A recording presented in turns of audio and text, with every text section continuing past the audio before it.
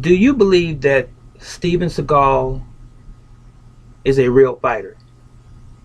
Is he a real martial artist? Is he good at what he does? Is he excellent? Well, here in a recent interview of one of the Gracie brothers, Rickson Gracie, he was asked that question about Steven Seagal. Even though he had met him and had some experience with Steven Seagal on some level, he said that he believed, based on Steven Seagal's record in terms of teaching Aikido and so forth, and things that he has observed and watching Steven Seagal speak on martial arts, that he believed that Steven Seagal was indeed a real martial artist based on those things.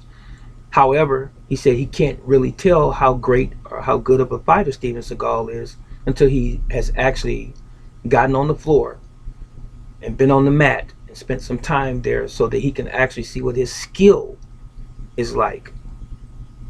Because anyone, for the most part, can say what they want to say, but it's only real when you actually put it to test. I agree with what Rickson Gracie said greatly. And I'll tell you this, and this is a very important point that I'm trying to make here. There are people who can fake the funk. There are a lot of people who can speak very, very eloquent words as it relates to martial arts. They can be very intellectual and philosophical as far as martial arts explanation goes. And even I'm one of those guys. I'm always being touted as being very philosophical, which I am, but I'm practical when it relates to martial arts, hand on as well. So what I'm getting at is this. For something to be tried and true, it has to be examined under the application of the thing. In other words, you can say things in theory, in principle, and in concept, but where the rubber meets the road and it becomes actually something of value is during its application. So, as Bruce Lee said, knowing is not enough. You must do, and you have to apply the thing. So, as far as martial arts is concerned, a punch is not a punch and a kick is not a kick, as they say, until you actually find out the science behind it and what makes it work. Note that I use the term science. What's the physics behind it? What makes the thing work? And even understanding, again, in theory, how something works doesn't mean anything until you actually have applied it for yourself and you've proven it for yourself. We're all different. There are some techniques, even though we might be taught the same techniques in a particular or given school system or rule or style, as it were, there are some things that are more appropriate for this individual than the other individual. In other words, if I teach Ippon Sanagi, which is a shoulder throw from Judo and Jiu-Jitsu, to one guy who's 5'7", 5'9", and I teach Ippon Sanagi to a guy that's 6'9", it's not going to translate the same way when you pit a 6'9" individual against a guy who's only 5 foot, having him try to apply that throw. But it's easier for the guy that's about 5'9" to apply it against another guy about his height. So everything doesn't work exactly the same or even textbook for everyone across the board. There are some people who can kick high. And there are some people, because of genetics and because of their lack of flexibility, can't kick high.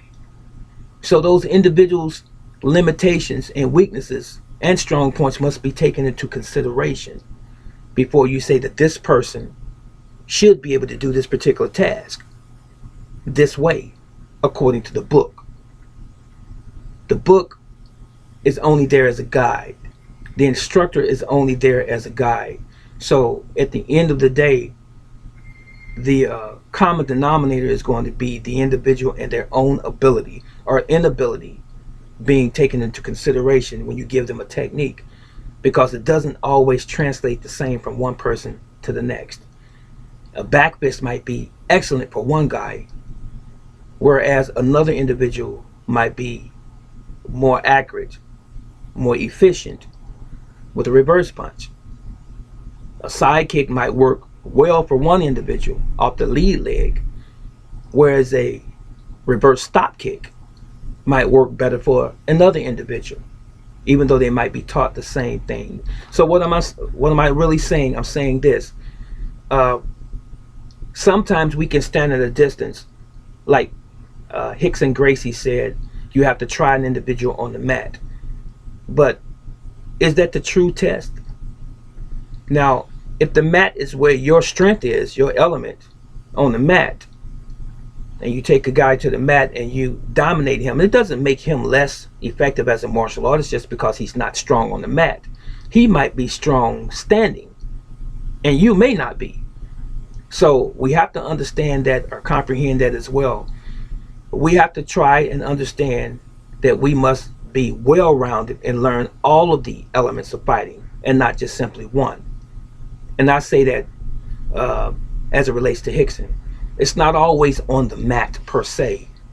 When I say per se, I mean actually literally down on the floor grappling. It's not always that. Some men avoid getting on the mat in the first place, even though it has its place. We must teach everyone how to fight from standing to the ground, not just on the ground and not just standing. So, is Steven Seagal a real martial artist? In my estimation, from the years that I've observed him and studied him, especially in his films, I know martial arts when I see it. I know technique when I see it. I know the science and the physics of martial arts when I see it applied. And I can, without any doubt, say that he is indeed legitimate. He is a very good martial artist. He has something to his advantage, the fact that he is heavy and that he has the height on most average sized men. So it's going to make him a behemoth, if you will. It's going to make him more dominant in his own craft because he has those things on his side. So who do I compare him to? No one. I'm not comparing him to anyone. In his own right, he is a very, very good martial artist. He is. So don't compare Aikido to Jiu-Jitsu because it's not the same. Don't compare Jiu-Jitsu to Kung Fu because it's not the same. Don't compare Kuksuwan to Taekwondo because it's not the same. Don't compare boxing to Pankration or Bando because it's not the same. Let's start respecting everyone's individual craft, individual style or art for what it is, and not really using the measuring stick of what we do. I know I said a couple different things in here, but for a purpose, for a reason. I know sometimes when we're asked questions, how legitimate is this guy's art? Am I measuring that based on what I do alone? If I study judo, can I really tell you about a kung fu guy who's studying Hung Gar or who's studying Tai Chi Chuan or Bagua Zhang? Can I really tell you from a judo perspective how good he is? Not really. From an individual who studied Taekwondo, can I really tell you about a guy who's doing Salat? I really can't. But if I'm well-rounded and I understand the concepts of most of the major arts, I can speak a little bit with authority on those arts when I see them being performed or executed. So that was it, and that was all. Steven Seagal is a legitimate martial artist in his Aikido. I'm out.